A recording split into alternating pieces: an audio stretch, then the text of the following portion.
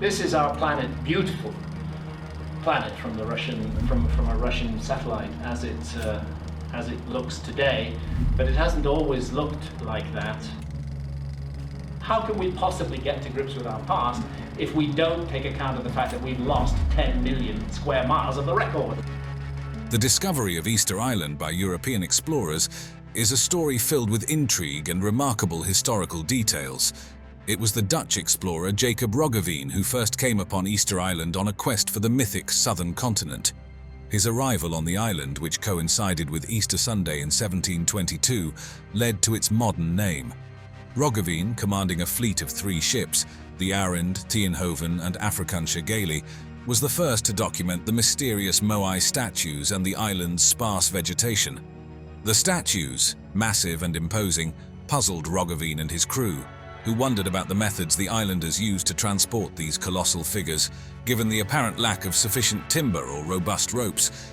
The name Easter Island reflects a common practice of the time, naming newly discovered lands based on significant events or days, which also expanded European maps of the Pacific and fueled further exploration and eventual colonization of these remote areas. Easter Island's discovery not only marked a major geographical milestone, but also piqued European interest in the Pacific Islands. Easter Island's extreme remoteness is one of its most fascinating aspects. Located in the southeastern Pacific Ocean, it is one of the most isolated inhabited islands on Earth. The original settlers, the Polynesians, were skilled navigators who likely arrived around 1200 CE. This isolation had a profound effect on the island's ecology and culture. Initially rich in flora, human settlement led to significant deforestation, altering the island's ecological balance. Over centuries, the isolation shaped a unique cultural evolution, marked by distinct architectural and artistic achievements, including the creation of the Moai. These statues were not merely artistic expressions, but were integral to the social and religious life on the island, embodying ancestors and serving as protectors of the communities. Moreover, the island's location made it an ideal place for astronomical observations. The Rapa Nui, like other Polynesians, were adept at celestial navigation, using the stars to guide their way across vast oceanic distances. This skill underscores the significant navigational capabilities required to reach such a remote destination and maintain a society there. A comparison that highlights the extent of Easter Island's isolation involves Tristan da Cunha in the South Atlantic Ocean. Like Easter Island, Tristan da Cunha is extremely remote, located over 2,400 kilometers from the nearest continent, Africa. However, Easter Island's isolation is even more pronounced, with its closest inhabited neighbor, Pitcairn Island, over 2,000 kilometers away, and the nearest continental point in Chile nearly double that distance. This comparison not only emphasizes the vast distances involved, but also the remarkable navigational skills that allowed the Polynesians to settle and thrive on Easter Island, profoundly shaping its unique cultural and ecological development through centuries. The Moai statues of Easter Island are not only a testament to the island's rich cultural heritage, but also stand as some of the most iconic archaeological features in the world.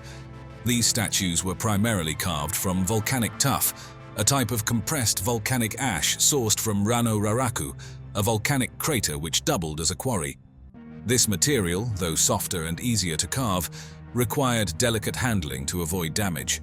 The native carvers used tools made from a harder type of rock, basalt, known locally as toki, to shape these magnificent figures. The diversity in size and design of the nearly 900 Moai is striking. They range from modest figures about 1 meter tall to towering giants that reach up to 10 meters and weigh over 80 tons. Some of the unfinished statues at the quarry suggest that the Moai could have reached even greater sizes, with the largest estimated to be about 21 meters tall. These statues were not just isolated pieces of art, but were typically mounted on stone platforms called ahu, which lined the island's coastline. Far from mere pedestals, these ahu were sacred sites, often embedded with burial chambers for the elite, and were central to the spiritual and communal life of the Rapa Nui people. Interestingly, not all Moai face inland. While the majority do, overseeing the villages and supposedly watching over their inhabitants, some face the ocean. This orientation may have had different symbolic or practical purposes, such as marking territorial boundaries or serving as navigational aids. The The most spiritually significant aspect of the Moai was their eyes, made from coral with either obsidian or red scoria pupils, inserted only during special ceremonies to imbue the statues with mana, a spiritual force believed to protect and benefit the community. These imposing figures represented the deified ancestors of the Rapa Nui, believed to provide spiritual strength and maintain a connection with the spirit world. More than mere representations, the Moai were considered actual embodiments of these ancestors, imbued with a potent presence. The construction and erection of these statues likely served a competitive function among the island's various tribal groups, with leaders, known as Ariki, sponsoring these statues to establish and legitimize their authority and to demonstrate their ability to mobilize community resources. Moreover, the Moai played a significant role in unifying the island's population, with shared religious beliefs and communal participation in their construction and transport reinforcing social cohesion and cultural identity. It is enlightening to compare these statues to the colossal heads sculpted by the Olmec civilization in Mesoamerica. Like the Moai, the Olmec heads were massive stone sculptures representing human faces, carved between 900 BCE and 400 BCE. These heads are believed to portray rulers or other significant figures, fulfilling roles of political or religious symbolism similar to those of the Moai. Despite being created by cultures separated by thousands of kilometers and many centuries, both the Moai and the Olmec heads underscore the universal use of monumental statuary to express power, authority, and religious significance across disparate human societies. This comparison highlights the remarkable ways in which different cultures have utilized monumental sculpture to convey and preserve their legacies. The Moai statues of Easter Island are not only a testament to the island's past civilizations, but also a window into the impressive capabilities and daunting challenges faced by the Rapa Nui people. These iconic statues were meticulously carved from volcanic tuff, a material sourced from the Rano Raraku quarry.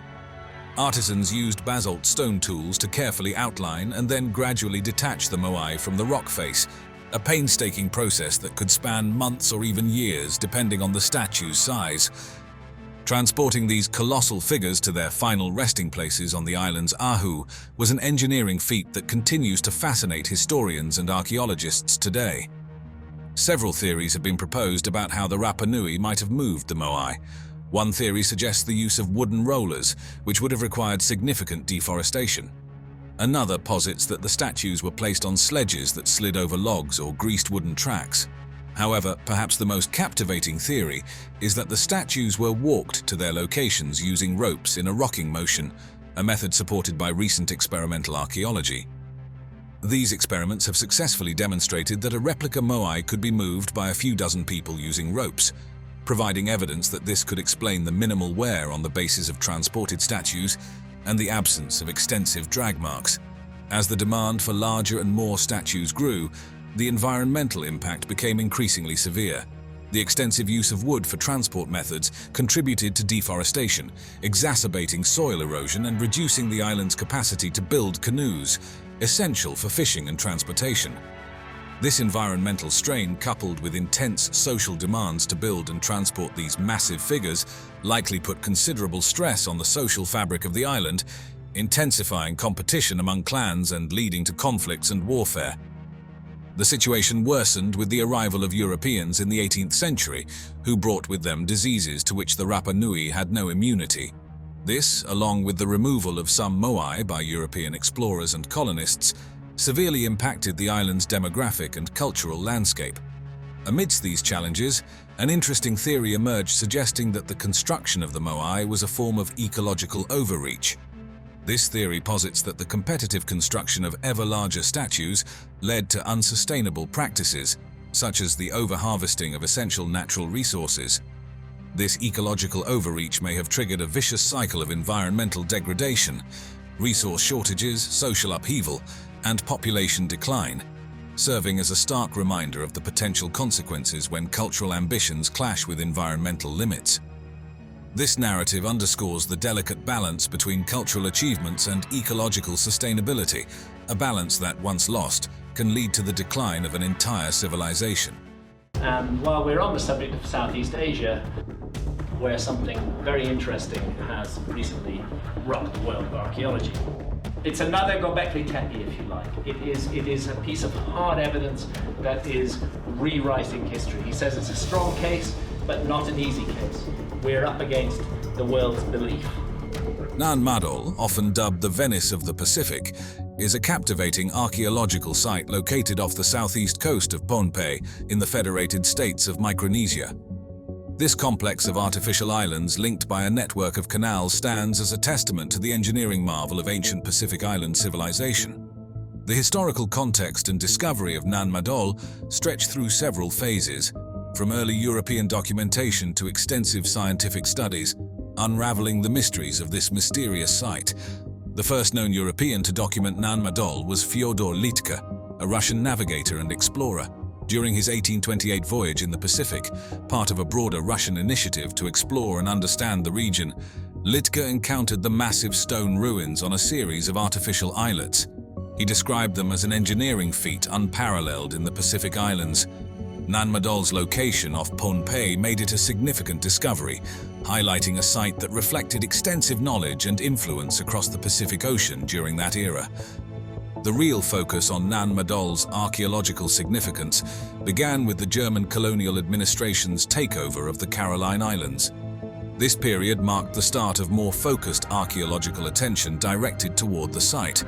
Throughout the 20th century, numerous archaeologists from various countries, including the United States, Japan, and local Micronesian scholars, conducted in-depth investigations. These efforts aimed to decode the secrets of the site's construction, its purpose, and the society that built it.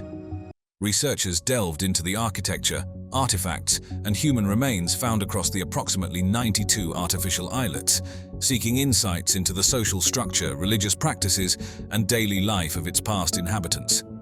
This detailed archaeological work, which began earnestly in the early 1900s, continues into the 21st century, striving to document and preserve this unique cultural heritage site and understand the development of complex societies in the Pacific. In recent years, the Japanese government has stepped in to assist financially with the preservation and study of Nan Madol, recognizing its regional heritage and historical significance. This contribution underscores the site's importance and aids in ongoing research and conservation efforts. Moreover, in 2016, Nan Madol was designated as a UNESCO World Heritage Site, bringing international attention and resources to its preservation efforts. This designation has been pivotal in enhancing the site's management and conservation, ensuring that Nan Madol remains preserved for future generations. The involvement of local scholars and the Pohnpeian community has been crucial in bridging the gap between past and present. Their knowledge of oral histories and traditional practices has enriched the archaeological data, providing a deeper understanding of Nan Madol's historical and cultural context. This local engagement not only supports scientific inquiry, but also ensures that the heritage of Nan Madol continues to be a living part of the community's identity and history. One of the most thought-provoking and mysterious aspects of Nan Madol is the legend surrounding its construction, particularly the origin story of the Saudeleur dynasty. According to local Pohnpeian folklore, the founders of Nan Madol were two brothers, Olosopa and Olosipa, who came from somewhere in the west or northwest, guided by a flying dragon. These brothers were not just ordinary men, but were skilled in sorcery and possessed the mystical ability to command spirits and elements. The brothers initially sought to build an altar on Pohnpei to worship Nanison, the god of agriculture, by using a massive floating stone brought from another island. After several failed attempts and the death of the elder brother Olosopa, the younger brother Olosipa succeeded in creating Nan Madol by magically flying in the huge basalt stones and commanding them to stack themselves. This narrative infuses the site with a deep mystical significance, suggesting that the city was more than a political and ceremonial center, but also a place imbued with supernatural power. This legend raises provocative questions about the intersection of mythology and technology in ancient societies. How did such stories influence the construction and organization of Nan Madol? Were these legends an attempt to rationalize the extraordinary engineering feats achieved with the resources and knowledge available at the time? Or do they point to something deeper? Building on our previous discussion of Nan Madol's history, it's equally fascinating to delve into the architectural and engineering feats that define this ancient marvel.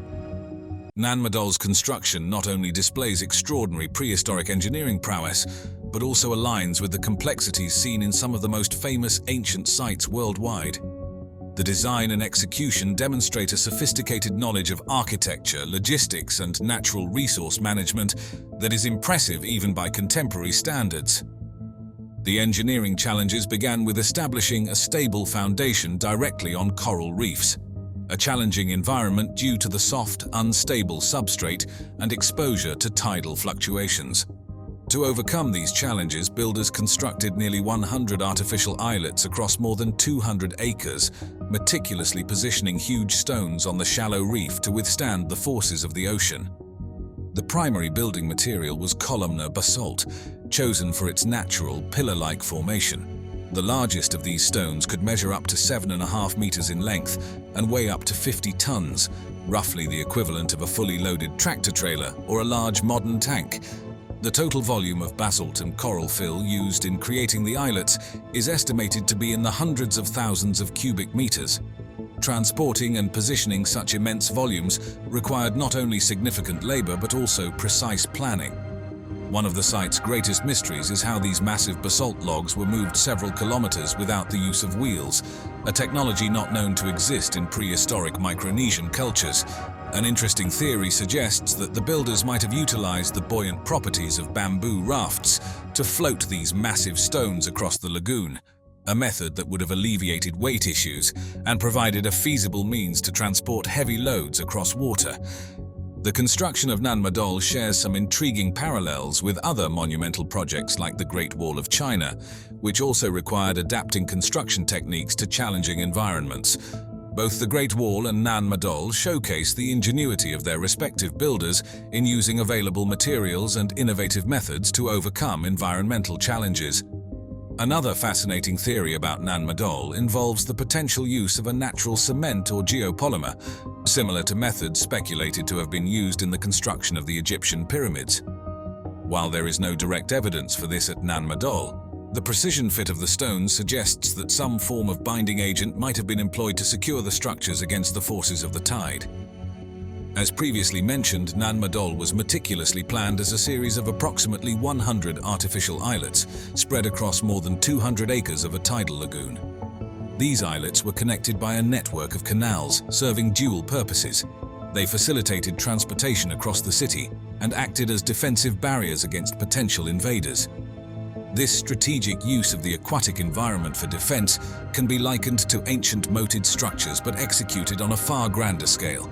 Each islet was clearly differentiated by function, with distinct zones for the elite commoners and ceremonial activities, reflecting a highly stratified society, where social status dictated spatial occupation within the urban layout. The elite's residences were strategically placed to offer both privacy and protection, often located on the more central islets which were better defended and closer to the ceremonial centers. These areas featured larger structures and more elaborate basalt log constructions. The ceremonial islets, particularly those like Nan Madol, were the focal points of the city. Nan Madol itself is an engineering marvel, featuring walls over 8 meters high and 5 meters thick, constructed entirely from huge basalt logs. These logs were fitted together without mortar, relying on their massive weight and the puzzle-like fit of their hexagonal shapes to create stability. Nan Madol housed the tombs of the Sordala rulers, making it a key place of power and significance. The design of Nan Madol suggests that it served not only as a tomb area, but possibly also as a site for major ceremonial gatherings and the enactment of important rituals, which reinforced the rulers' divine status and their control over society. Comparing Nan Madol with other ancient constructions offers interesting insights. While the Egyptian pyramids were monumental sites built on solid land using a massive workforce and resources from a large centralized state, Nan Madol's construction required ingenious adaptations to a fluid and challenging marine environment. Yet, both sites demonstrate the capacity of ancient societies to mobilize and manage large-scale resources over generations. The strategic use of water in Nan Madol's design is also reminiscent of medieval European castles with moats, which used water as a natural defensive barrier to protect against sieges, albeit in very different contexts. The use of naturally hexagonal columnar basalt at Nan Madol not only facilitated the physical construction process, but also enhanced the structural integrity of the buildings. This choice of material and the method of construction likely contributed to the site's longevity, as these stones interlock naturally, creating a more resilient structure against natural elements, especially in a saltwater environment.